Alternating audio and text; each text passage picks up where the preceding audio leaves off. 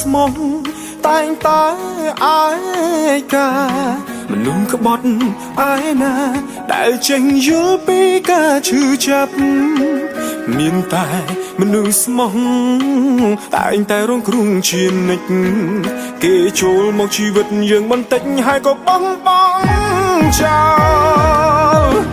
ចង់តែដឹងទំនាយមនុស្សក្បត់ទាំងអស់នៅលើផែនដីល្មមឈប់ហើយថ្លៃប្រយ័ត្នកម្មពីតបស្នងតាមក្រោយអូននៅសំរងបានប្រុងផ្សេងចិត្តតែស្រឡាញ់ហើយចាំមើលរូបត្រាំត្រាយចាំងទៅមានអ្នកណានៅក្បែរ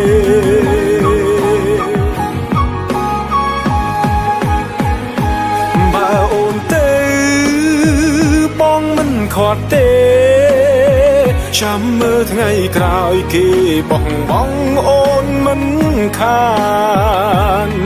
ហេតុផលអ្វីត្រូវបែកគ្នាមិនដេចឲ្យបងឈឺក្រំគ្រាពាក្យសន្យាពុំងារបាត់ទៅណាហើយ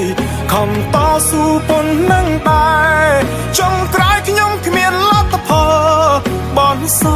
ល់ឲ្យខ្ញុំឈឺចាប់ទោះជាយ៉ាងណាក៏អរគុណស្ងួនដែលបងរៀនឲ្យបងយល់ពីការឈឺចាប់បង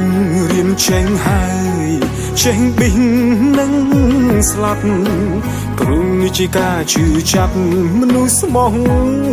ត្រង់